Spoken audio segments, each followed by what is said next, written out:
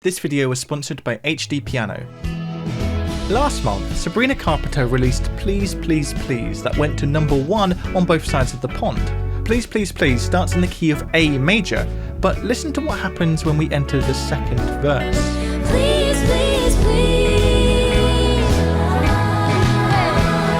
I have a fun idea, babe. Maybe just A key change in the #1 song in the year 2024. And this key change isn't just the cheap type, the truck driver gear shift where we jump up a tone for the final chorus. No, this key change in the Sabrina Carpenter song is quite an unusual leap up a minor third from A major to C major just for the second verse. And then after the second verse, we jump back down to the original key of A major. we could live so happily if no one knows that you're with me. I'm just kidding. Really, really, really. Please, please, please, don't ruin my life. For a very mainstream pop song, this is a really interesting and, nowadays, unusual choice. There was no real need to change key here, the song would have worked just fine without a key change here, but having it here adds a certain level of character and originality to the music. As you can hear from this song's instrumentation, Sabrina Carpenter and her co-writers Amy Allen and Jack Antonoff were clearly going for a 1980s throwback sound with this song. So I really wouldn't be surprised if including this key change in the song was an active choice made to pull the song closer to that 1980s sort of sound that they were going for. I'm sure you're aware that in decades past, key changes in pop songs were really quite commonplace and came in all shapes and sizes, but today they really have become a thing of the past, so I guess now they have that sort of vintage throwback sound to them.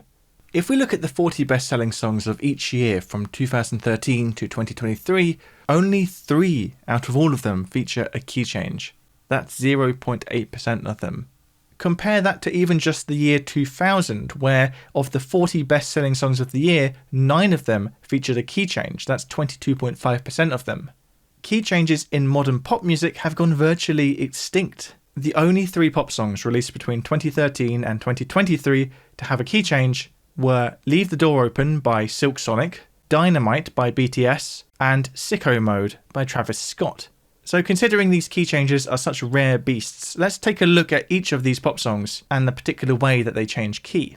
Leave the Door Open, released in 2021, begins in the key of C major, but as we enter the pre-chorus we move to the key of E flat major. We should be dancing, romancing in the east wing and the west wing of this mansion was headed. I ain't playing no games, every word that I say is By the end of the pre-chorus though, we're ready to modulate back to the original key of C major for the chorus. you try to lay in these arms, I'ma leave the door open. I'ma leave the Much like with the Sabrina Carpenter song, Leave the Door Open is also clearly inspired by an older style of music, in this case 70s soul music. So once again I would imagine this key change was used here as a conscious effort to emulate that older style. So let's move on to our next elusive key change, the 2020 track Dynamite by the K-pop superstars BTS. This song features a textbook truck driver gear change modulation. Now what's that? Well, the truck driver gear change is that super typical kind of cheesy key change you get where for the last chorus of the song, to inject that extra bit of energy, the song jumps up a tone in key.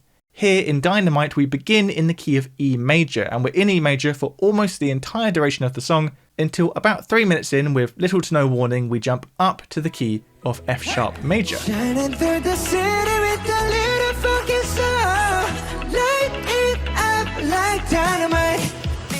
And kids, please catch me light. This type of key change used to be so common that it was considered a cliche, and that is almost certainly why it's gone out of fashion over the last couple of decades. But here in the BTS song, I think they have used this truck driver key change precisely because it's an old cliche. This song is unapologetically cheesy, and just like the other songs we've looked at in this video so far, the Sabrina Carpenter one and the Silk Sonic one, I think BTS's Dynamite is using a key change to get that throwback, retro, vintage, whatever you want to call it, sound, evoking the previous era of pop music. One of the best ways to understand how a key change works in a song is to learn how to play that song. And you can learn loads of key changing classics right now with HDpiano. Key change, final chorus. Regardless of your current piano skills or lack thereof, HDpiano is a super easy way to learn songs. They have a massive library of well-known songs presented super clearly in these videos where section by section a tutor teaches you how to play the song, with these easy to follow tutorials, no sheet music or notation required. Check out HDpiano today by following the link down below. Thanks very much. So that takes us to the last key change that we can find within the last 10 years of pop music, and that is in Travis Scott's Sicko mode. Sicko mode begins in the key of B flat major. Sun is down, freezing cold, that's how we already know. But at 1 minute in, we suddenly jump to the key of F sharp minor. Gone on you with the pick and roll, younger flame, he in sicko mode.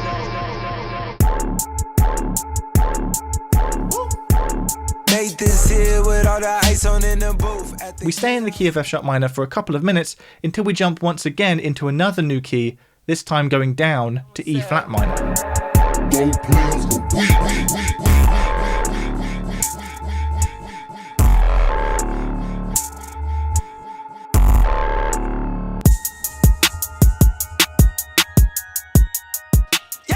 Now, these key changes are quite different from the ones we've encountered so far, and I'm almost hesitant to even call them key changes, because really what we have here in this song is 3 shorter songs stitched together, each with different tempos, feels, and key centers.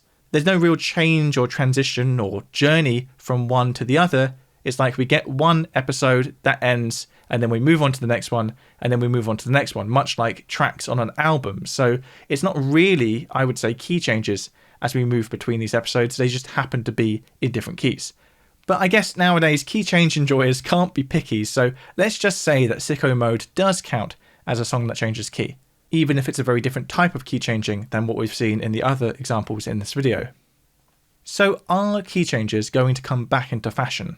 Well, considering that between 2013 and 2018, 0 of the 40 best-selling songs of each year featured a key change, and now from 2019 to 2024, we've received just shy of 1 key change hit a year, we are trending in the right direction, albeit slowly.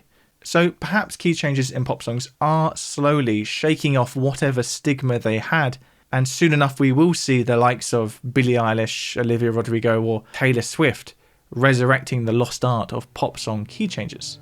We'll just have to wait and see. Let me know in the comments if you can think of any other recent pop songs that feature a key change.